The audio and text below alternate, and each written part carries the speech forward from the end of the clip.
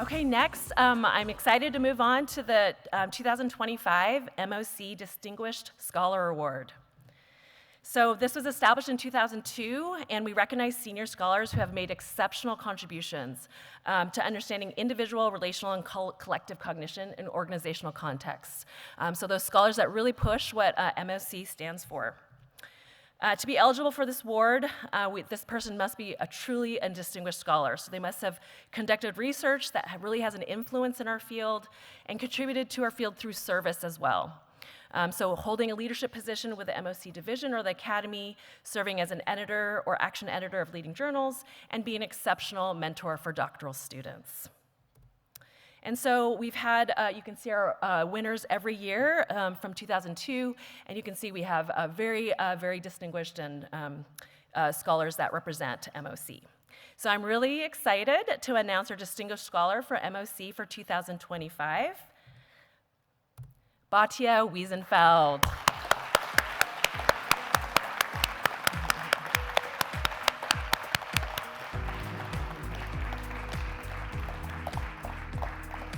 And now I'd like to invite Naomi Rothman up to please introduce Batia Wiesenfeld.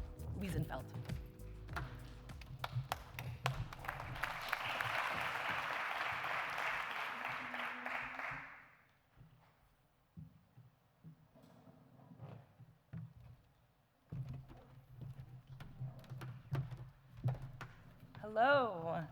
So I'm Naomi Rothman. It's my absolute pleasure to introduce the 2025 Distinguished Scholar winner, Batia Mishan Wiesenfeld, my brilliant advisor, mentor, and one might say idol.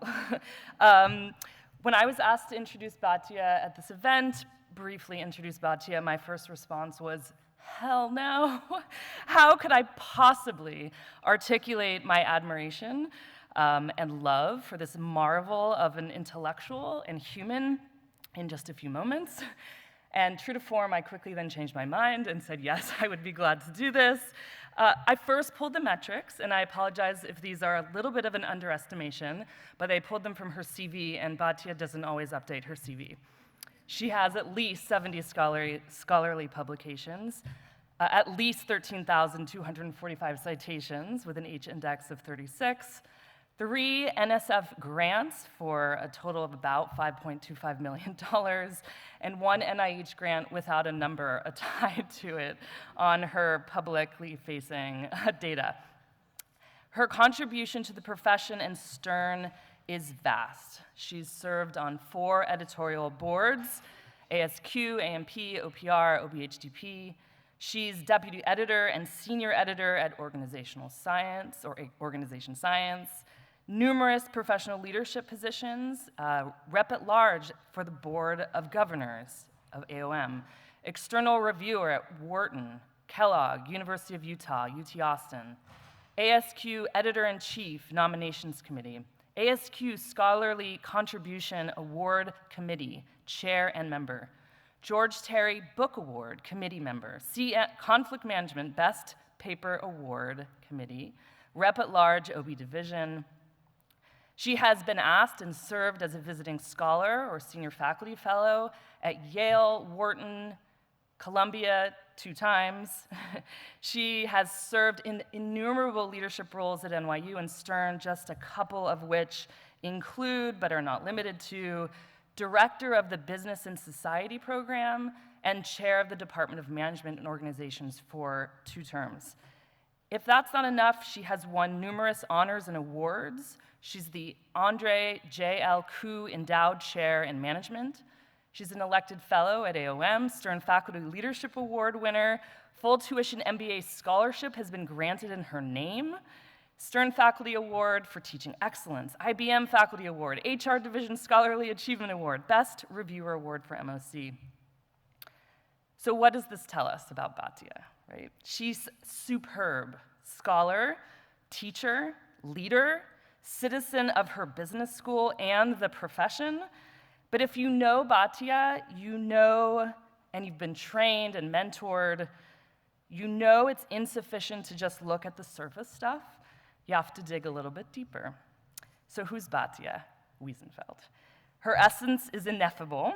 In fact, more than anyone else in our profession, people leave interactions with her in awe. And that's what happened to me when I met her around 2002, at the age of 24. That's somewhere around here in her career trajectory. I had moved from California to New York City, embarked on a PhD at Stern. Like her, I came from sociology. I was moving more towards applied psychology. And I'll never forget my first interaction with Batia. She told a group of doctoral students that she kept one journal by her bedside, Journal of Personality and Social Psychology, JPSB, and I just fell in love with her at that very moment. We have many moments of her demonstrating just how incredible she is. One other anecdote was that she attended a meeting we had, a regularly scheduled research meeting, just slightly late, a few minutes, not uncommon for Batia, but she had just been hit by a car in the West Village, and she still showed up, ready to talk about research and jump right back into her role as mentor and research collaborator. It was quite memorable. Her computer was completely demolished. But in all seriousness, she's modeled something that I wanted to be, a serious intellectual in a business school environment, having come from the social sciences with an intention of bridging and contributing in both spaces, a desire to be interdisciplinary, or at least not to let disciplinary boundaries hold us back from asking the questions we want, which is true to an MOC Distinguished Scholar. As I got to know her as her student, I learned that she's someone with a capacity for exceptional breadth and depth, not only in her thinking, but also in her capacity to relate to all people. She's a model for how to be an intellectual, but also a human in this world. But if you're trained by Batia, you know it's not enough to look at a question just from your own vantage point. And so I decided to seek the wisdom of the crowd. I apologize if I did not include you in this sample. It's totally scientific, I promise. I reached out to a small set of individuals who have served as her advisor, Joel Brockner, advisees, Pat Hewlin, Jennifer Tosti-Karas, Hee-Young Kim, Louis Martin, Tina Opie, collaborators like Elizabeth Yang, Benjamin Poag, friends like Lori Rosenkopf, Dolly Chugg, Amy Rosneski, Adam Galinsky, Carolyn Bartel, Nancy Rothbard. If I miss you, please feel free to email me your remarks and your thoughts about Batia Wiesenfeld. I asked them a very unbiased, non-leading question, which was, please share a memory or insight of gratitude, awe, love for Batia. I then asked AI to give the most common adjectives and themes from these responses that I received, and believe me, I had shivers when I read these remarks, and you'll get the full set of quotes. So who's Batia? The wisdom of the crowd highlights three primary themes. One is her brilliance. She was described, and I literally quote, as brilliant, sharp, astute, encyclopedic, conceptually versatile, rigorous, omniscient, formative, spectacular, and curious.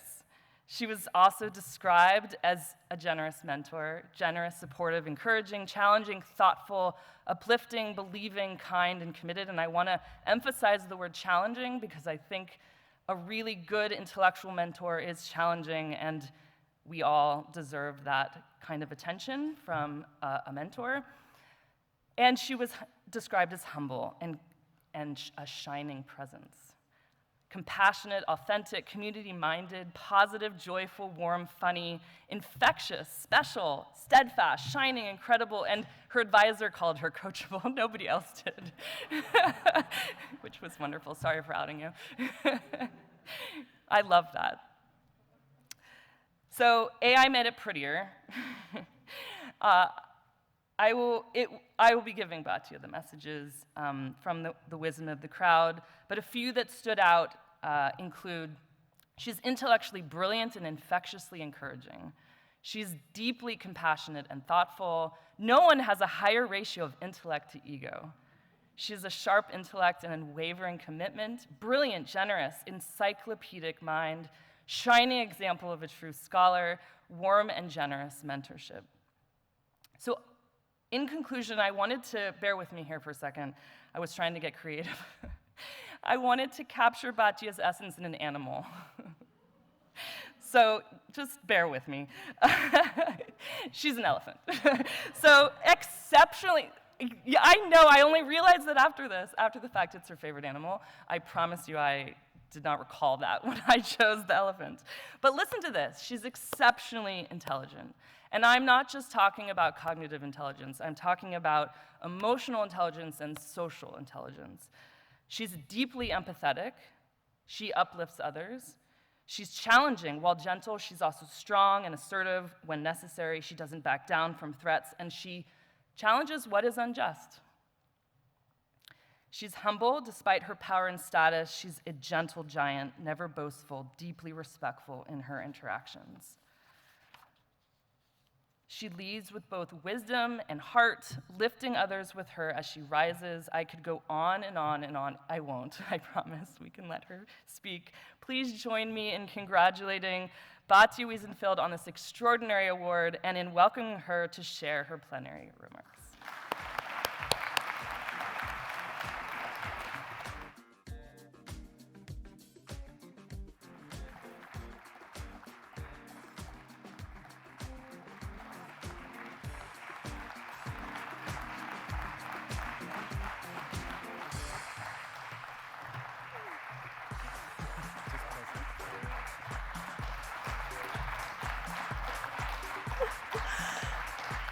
Thank you. I have to say, I didn't really recognize myself in this, but I'm so appreciative. And I wanted to tell you a little bit about my story, and then also try to sort of exhort MOC scholars in a direction that I think is really important for us to go in.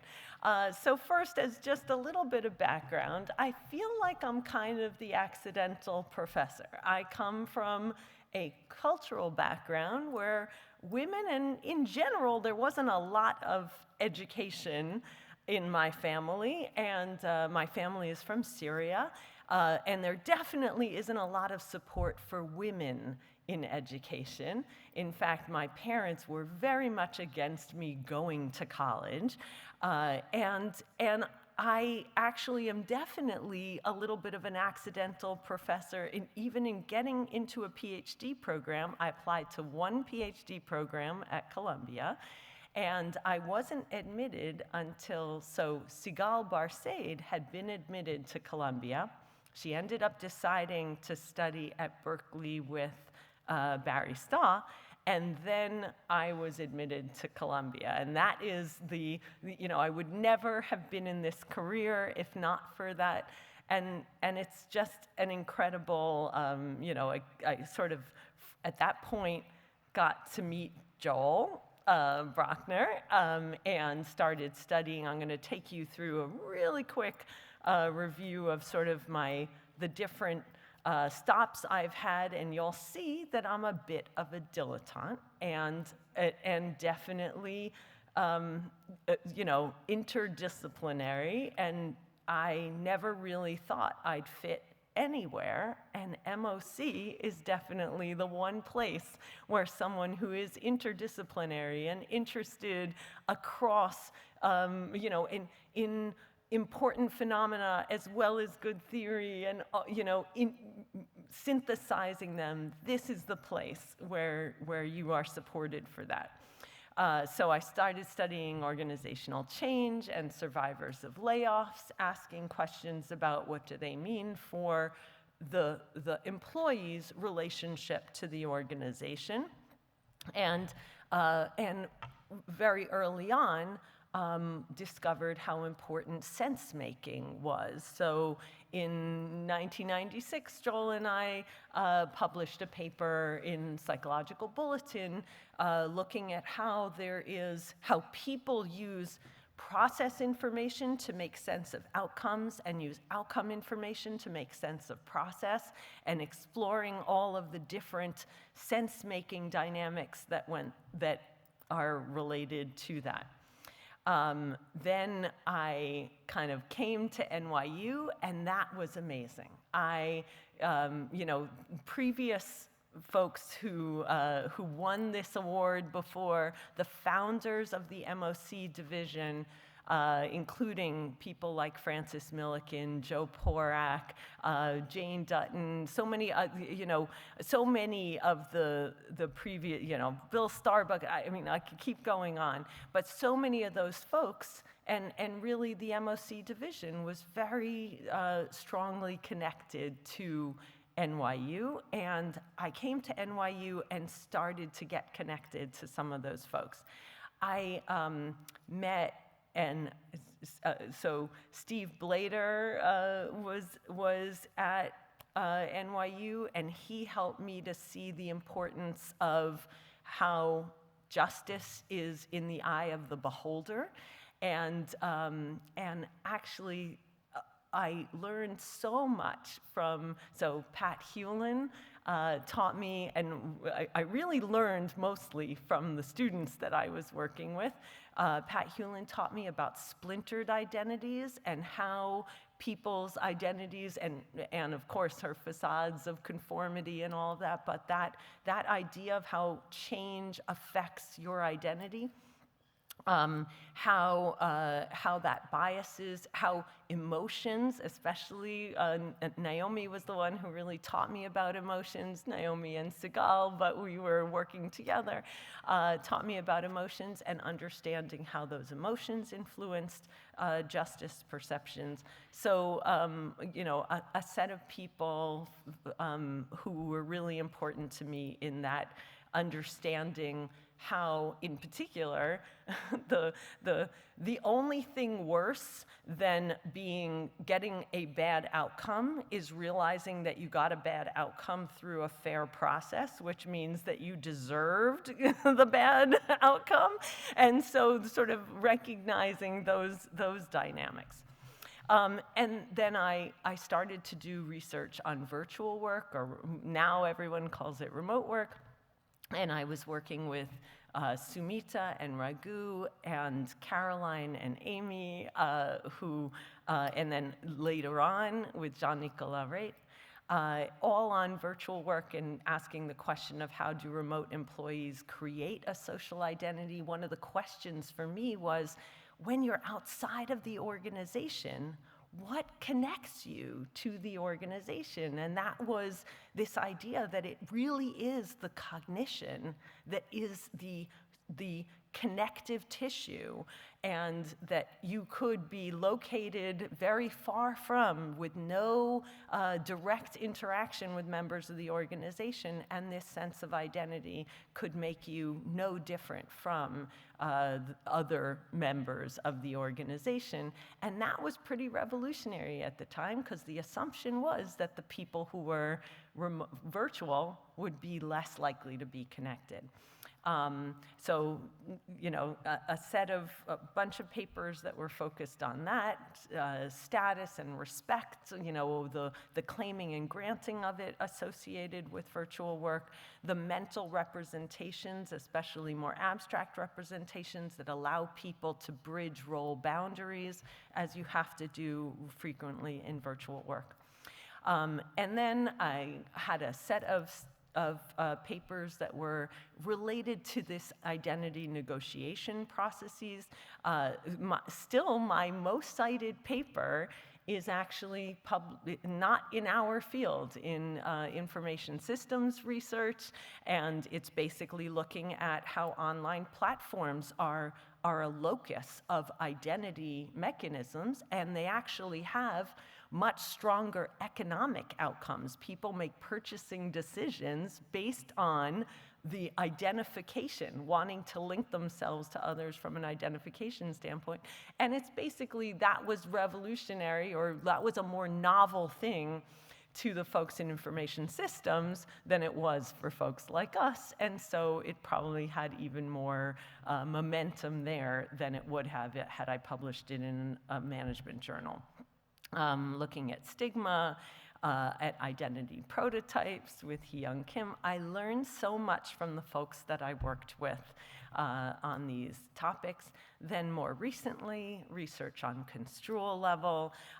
So how does thinking about the big picture versus the details influence all kinds of social phenomena, advice taking, entrepreneurship in more recent research? How does it influence stereotyping? So a set of construal level research. What I'm working on right now, and have an amazing group of collaborators, and really all of the good work is being done by these collaborators, is focused on the advent of AI.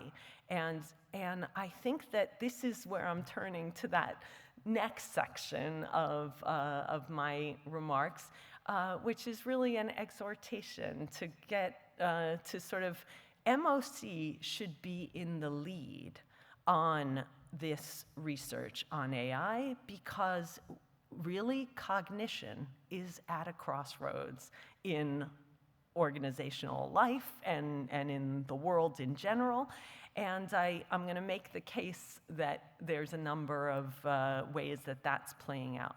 So we are seeing cognition, managerial and organizational cognition, transition from human or humans cognition, because we certainly in MOC have long studied collective cognition, shared cognition, these dynamics of cognition, sense making, etc. So it can be a single human or multiple humans, to now cognition increasingly is going to be, cognition in organizations is increasingly about a team of humans and AI. Very often not just a single human, but multiple humans and AI. And that means, I did not realize this was a build slide.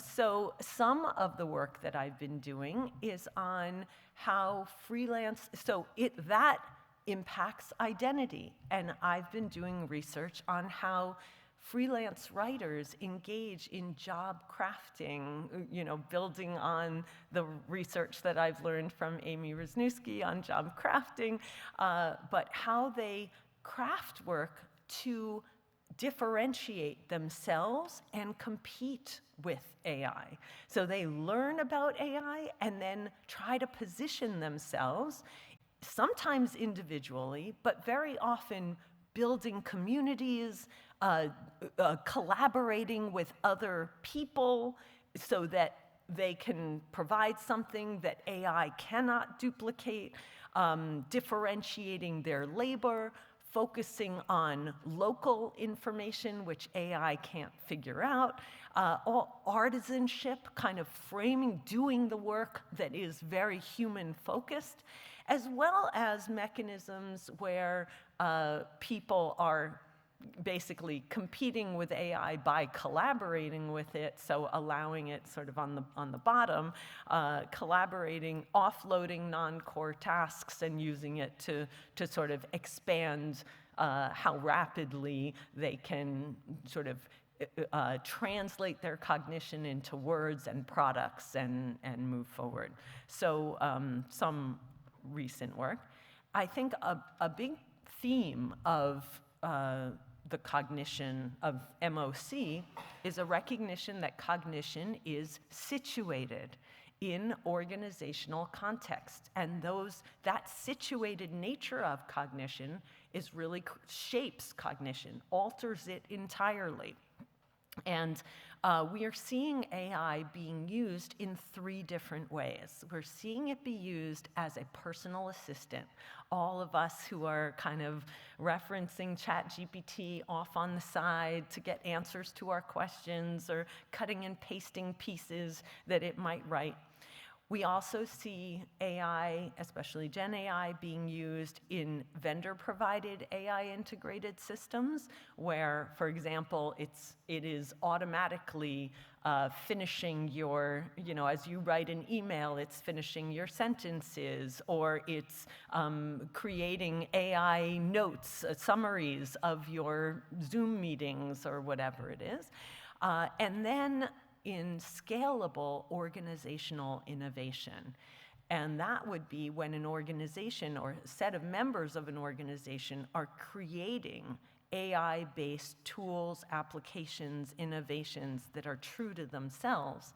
And what I'm seeing is that you get the most opportunity for human cognition in the third of those three situations in which AI is teamed with humans, that very often when it's used as a personal assistant or in these AI integrated systems, it leaves the human out. And the opportunity for building human cognition is in the scalable organizational innovation. So a little shameless plug, so I guess I'm not quite as humble as Naomi said. So a shameless plug is I will be presenting some very new work that is accepted for publication in strategic organizations on organizational learning with generative AI. But a key thing that makes it very true to the MOC, to MOC, is that I realize so many of us talk about AI as having the technology itself as having affordances. What can AI do? But in fact, AI can't do anything without people and institutions. And the combination, you don't get any affordances. You don't get AI doing anything unless you combine actors and institutions with AI, and the very same capabilities of the AI take very different forms when they are coupled with certain actors with certain motivations and abilities, certain institutions, and I'm trying to explain that in the context of organizational learning. What that ends up, what it kind of brings on for the future is the possibility that managerial and organizational cognition, which this is a field that Simon and March and these are the founders of our field. And interestingly, many of you probably know that Herb Simon was one of the first people to talk about artificial intelligence and had a whole line of research encouraging it because of recognition of all the things that make cognition scarce, knowledge scarce. So we have assumed knowledge scarcity in most of our research. And some of the examples are things like bounded rationality, like people being cognitive misers, myopia, inertia. All of these are mechanisms, and there's plenty of others, but they're all mechanisms that we're assuming are true, and it's the way that human cognition is very limited in multiple ways, and knowledge, therefore, ends up being scarce. And what we're seeing in that human-AI combination is a possibility of shifting from scarcity to abundance. Abundance of valuable knowledge, but also abundance of some risky knowledge, and trying to understand how people deal with that shift. And it's going to require new models that I'm hoping MOC is at the forefront of, but new models of cognition when the cognition is the human plus AI, humans plus AI combination. What we're seeing is definitely evidence of cognitive offloading.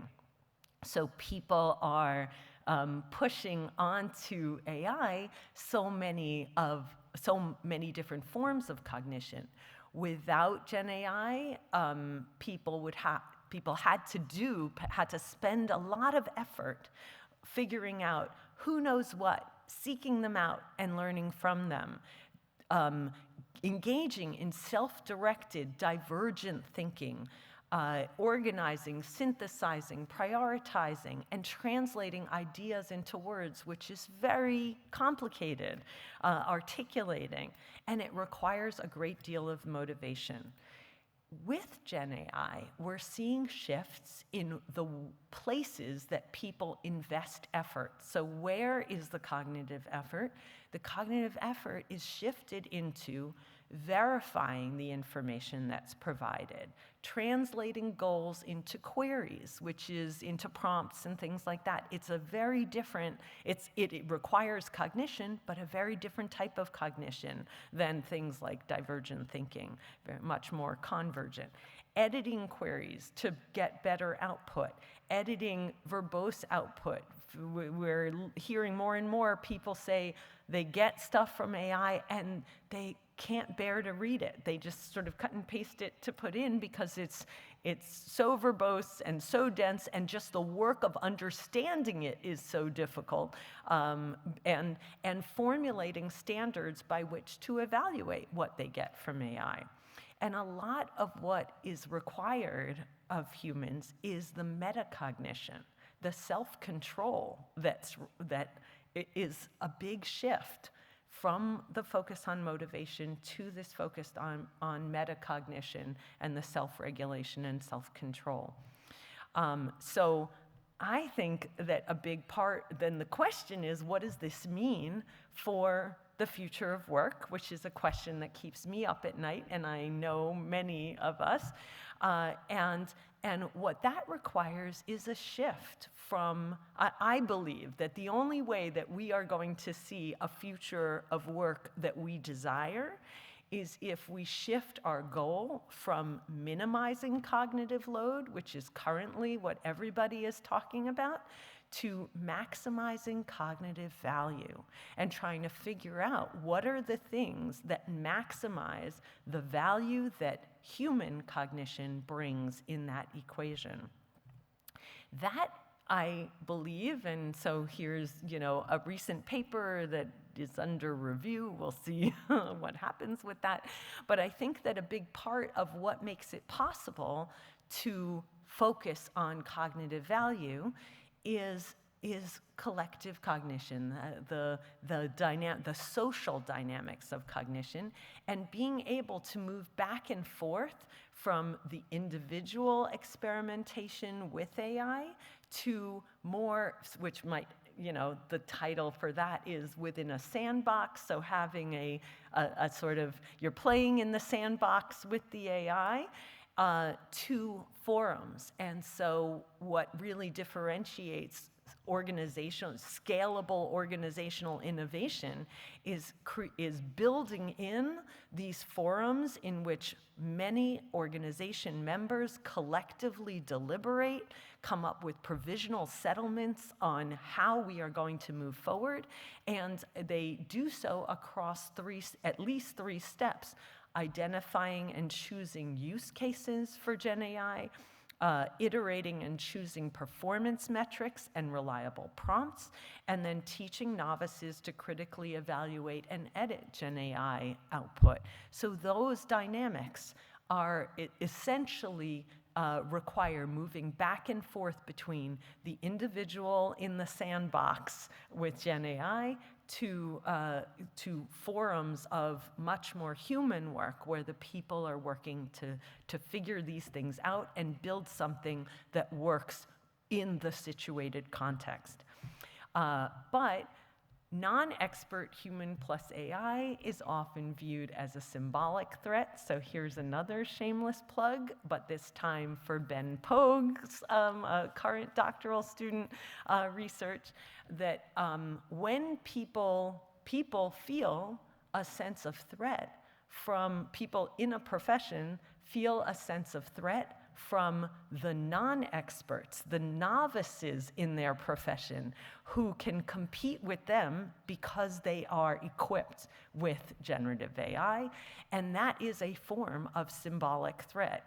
And Ben has great work looking at how that elicits moral opposition and gatekeeping as an identity threat response. And we also have a symposium on paradoxes of AI in organizations. This division has published quite a bit on the paradoxes, and tomorrow morning at 10:15, there's one on how embracing paradox enables learning. So I want to say that it's important to do this work now because time actually isn't on our side. AI is evolving very rapidly, and what we are already seeing is that whereas we started with slow-moving predictive AI, where you had to come up with your own data, develop a model, test the model, all of this stuff, now LLMs a couple of years ago made, sort of much more data, absolutely free, easily accessible. It's really a democratizing technology, but now we are seeing sort of next steps. Multimodal AI that can do, that has the capability for language, for numbers, for coding, for visual, all of that, and can combine them. And increasingly AI agents, where AI agents are basically using system prompts instead of human prompts.